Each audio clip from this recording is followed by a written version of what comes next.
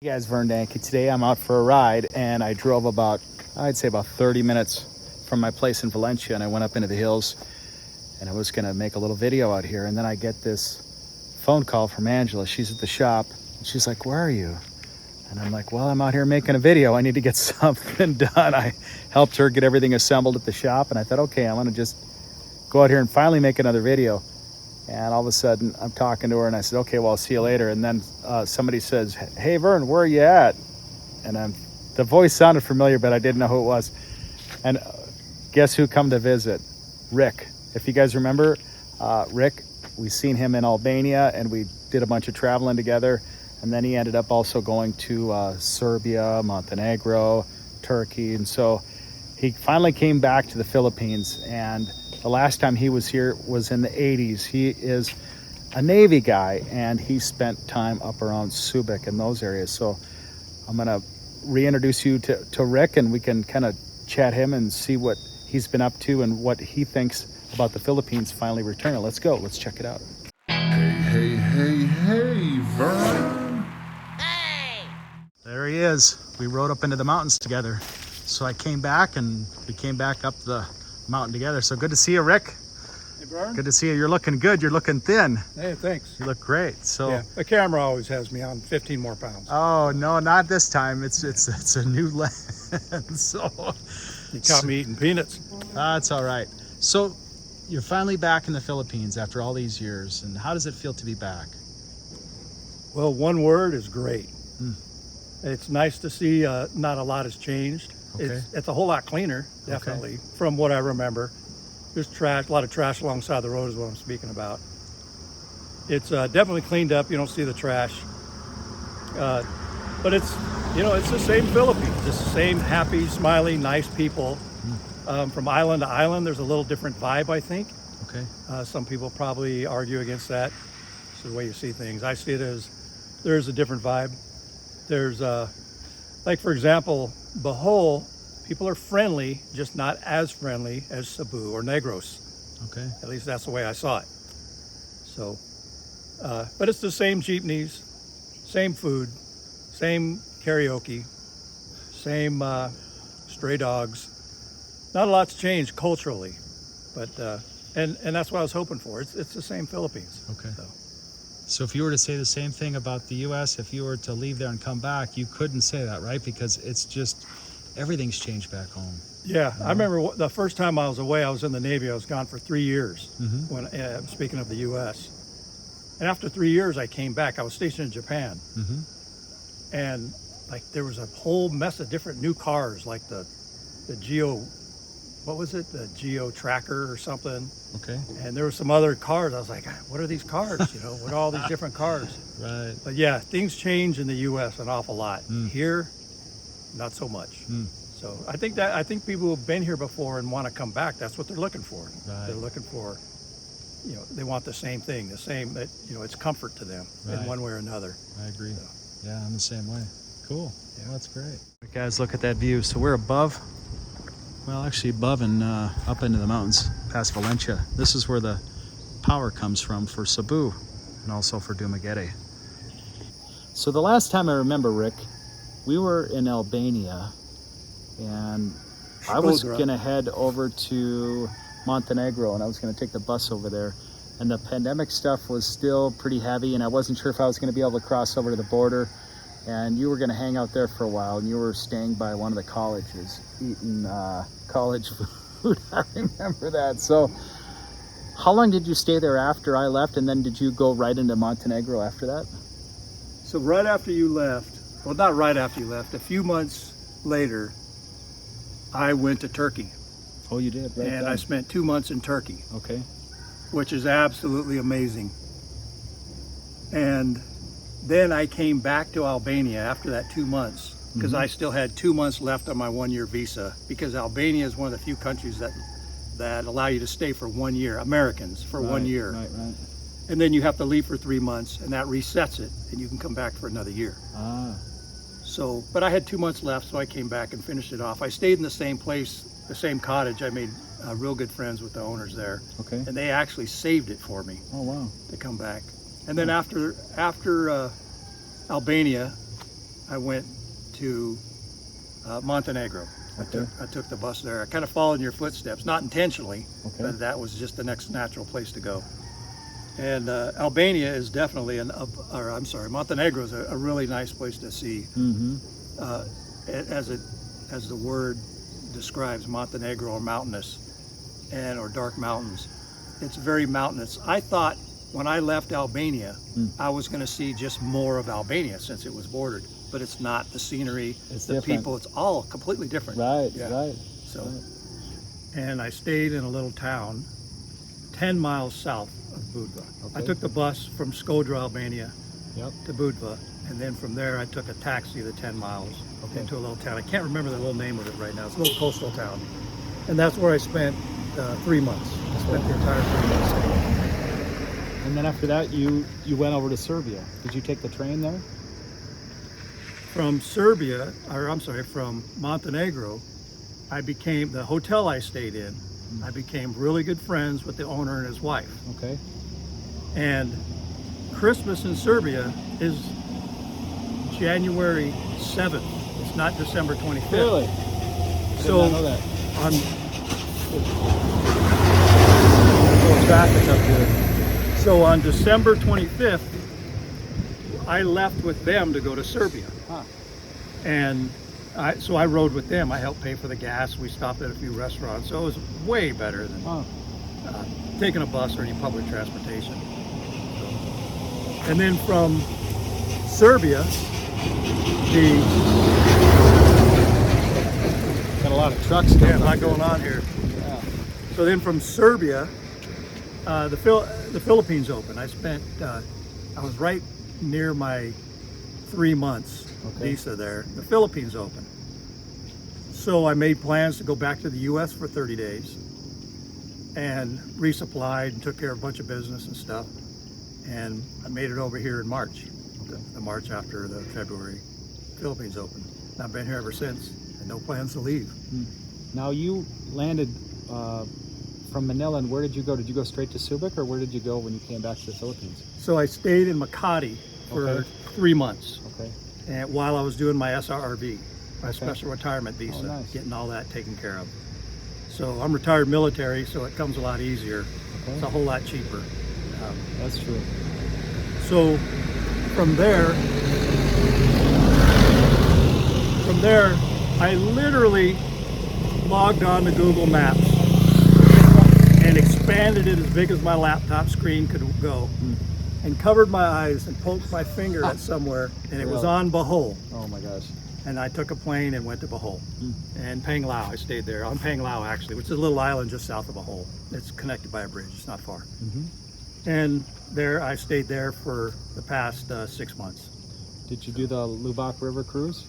I did not, but I did go up and see the Targiers. I rode my Okay. scooters up to the Targiers, and they're really small. They're probably smaller than a softball, Right. but they're really interesting. And I'll text you some pictures of that. Okay. So, and there's the caves also. You can go swimming under the caves. I did that, Okay. but no river cruise though. The river cruise is pretty fun. It's a pretty big boat. You get on there and you pay a certain amount, and they have this big buffet, and they play the music as you're going up and down the river. It's pretty nice, actually. It's probably one of my nicest experiences that I had when I was on Bohol. I did go to the Tarsiers, and those little monkeys are like this big, and they're like kind of afraid of you. They're really skittish. They're really an interesting creature. Got some flies around here, but yeah, Bohol is a beautiful, clean, Yeah, wealthy island. it's almost all province. Okay. Yeah, the whole island, Yeah. almost all province. And it's changing too. It's become a bit more touristy now that the airport's up and down by the beach. So the airport on Google Maps, I don't know if it's been changed, but it showed it north of the city, or west of the city of Tagbilaran on Bohol. But the actual airport is on Panglao. Okay. And I think it's PNG or something, I don't remember, but that's where you'll land, is on the island of Panglao if you ever go there. It's that big flat area, right? Yeah, the big flat area. And one of the bonuses, you can actually go right to the end of the runway and watch the planes come and go. Oh. There's only about a dozen of them a day that come and go from there, but you can stand right there and they fly right over you a couple hundred feet. Now that was supposed to be an international airport. Do you know if they actually opened that up to international traffic yet, or? I don't think so. Okay. It's just not enough going on there. Okay. Real small terminals, real small baggage claim. Okay. So Yeah, I hadn't been there, oh gosh, maybe 3-4 years now. But yeah, I like Bohol. Bohol was nice. It was Yeah. clean. And so you went from Manila, you went to Bohol, and now you're on Negros. I'm trying to think, you did go to Cebu yet or not? yeah, I went to Cebu for you 2 weeks. Okay. And it was a little too crazy? You didn't like that it was so busy during no- Sinulog? Yep. Okay. Yeah. They have crowd surges just about everywhere in the city. There's 24-hour music, thump bands. It's like a concert. You just like it quiet. It's too And noisy for you. It was a little too much for me, so I got out of there. It's a 9-day festival. I got out of there on the day before it started. Okay. So Yeah, I've been up there one time for like the last day of it, and that's about as much as I've seen of it. And it was pretty mild when I was there, but I've heard it can get pretty crazy too. So cool. So what do you think so far of Dumaguete? Is it a little too populated for you? What's your thoughts? well, I haven't been in the meat of it yet, Okay. but I did. I just got here yesterday, and I took the ferry over from Toledo, Cebu, to San Carlos, Okay. and then I rode my scooter the 4 hours down here to Dumaguete. Okay. So I'm staying near the airport right now, and then I have another Airbnb that's opening up here in a week. I'll be staying at. I have reservations for that one. Okay. That's actually closer to town. And what was your transportation cost to ferry or scooter across from the island? So the ferry, it does jump quite a bit, even for a little scooter. So just yourself. So there's economy and there's business class or whatever. Right. And the economy is usually outside on benches, and the business class is usually in a comfortable chair inside where it's air conditioned. Right. But I prefer the economy because Okay. you can't see nothing from inside air conditioned. But the economy always sells out first. But the cost was about $6 for yourself, Okay. about $5 or $6, and then it's about another 10 for your scooter. And they charge by your CC size. Oh, So 150, 125s are their most common. And so yeah, you pay about another $10 for your scooter, even though it don't take up much room. so I paid a lot of money when I transported my scooter from Cebu to here and from here to Cebu. It was quite expensive, so that's why I wondered how much cheaper it was for you to cross the island up near the north part of it. And it seems like it's a big deal. It's Yeah. a lot cheaper. Strangely enough, so that was an hour and a half ferry ride That's it. That's wow. That's from Toledo, Cebu to San Carlos, Negros. It's a 4-hour ferry ride from Bohol to Cebu, Pier 1. right, right. But the cost is about the same. Okay. It might only be about $2 more. So that, I'm not sure why that is, but that's just the way it is. But either way, it's nothing. It's like 9 hours to go from Dumaguete to Cebu. Yeah. It's a long ride. So. And just for some information, to take your scooter, cars are probably the same way, but take your scooter from one island to another on a ferry, you need your registration. Right. And you're not going to get your registration most likely for a couple of months after you buy it, Right. brand new. So, and that's to prevent theft or other things, I guess. But you need that registration, or you're not going to get a ticket. So, but they never even asked me for ID at all. They just want to see your registration. So, of course, always travel with your passport. If you don't have a scooter, that's all you need to do is just go get a ticket, get on the ferry. There's no special information you need to have or any procedures you need to do or anything. So Okay. there's no mask requirements, nothing. Just get on and go. So they had like a PNP checkpoint when we came up here to the power place, and I hadn't seen anything for a long time. Did you see any checkpoints when you were out cruising? Not since I've been on Negros, but Bohol has a lot of them. Oh, they do. Yeah, and there was a couple on Cebu. But I was told by a local, one of the main reasons when you see, like there was a point where every day I was seeing a checkpoint in the same area, but it was kind of moving around. And he said it's probably because they're looking for somebody who did something bad. Okay. But normally they'll just set up the checkpoints just right outside the police station, and they wave you through most of the time. But so here, I don't know who's going to be watching this, but people here know this, but people who've never been in the Philippines probably don't. The police don't follow you around here. and pull you over like they do in the States. Right. They set up checkpoints. And if they stop you, they're checking for helmets, checking for your license, registration, and insurance. And then you're free to go about your business. So that's kind of the big difference here. But I've gone through, heck, who knows, probably 20 checkpoints in the 6 months I've had my scooter, and not one time did they ever wave me over for an inspection. Okay. So you get waved through, and I think being a foreigner is probably part of that. They just kind of wave you through because they just figure you're good, or they don't want to deal with you. In fact, I have a Canadian friend who speaks French, and he said one time they wanted to do the inspection on him, and he started speaking French to them, and they didn't want to deal with it. They just let him go. I've heard similar stories, yeah. So.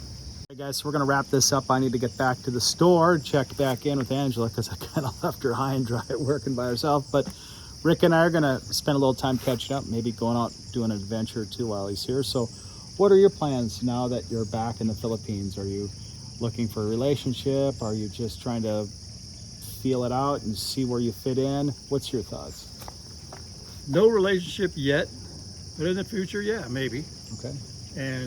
But for now, I'm on Negros here for a while.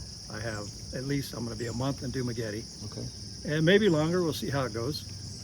And then from Dumaguete, I want to go to Iloilo. Okay. I've heard a lot of good things about Iloilo. When I mentioned that city to other Filipinos, especially when I was on Bohol, they light up. Oh, they good. all have good things to say about it. Kind of makes me interested, and I want to go see about that. After Iloilo, I'll kind of determine, or I will probably figure out where I want to settle. So, but it's been fun, traveling on the ferries on your scooter, and checking into Airbnbs and meeting everybody, and it hasn't been a problem. I've been doing this now for like 11 months or 10 months, and I haven't had any problems. Well, good. No bad actors, no bad people, nobody's ripping me off, nobody's putting knife in my throat, nothing. So you just got to use your sense a little bit. Well, that's it. You're pretty street smart, so you'll be fine. But one of my main rules is I'm always I go out after dark in the city where there's people and stuff, of course, but I don't ride my scooter after dark unless it's an absolute emergency. So that's one of the drawbacks here is the dogs and the chickens and goats and everything else that runs out in the road.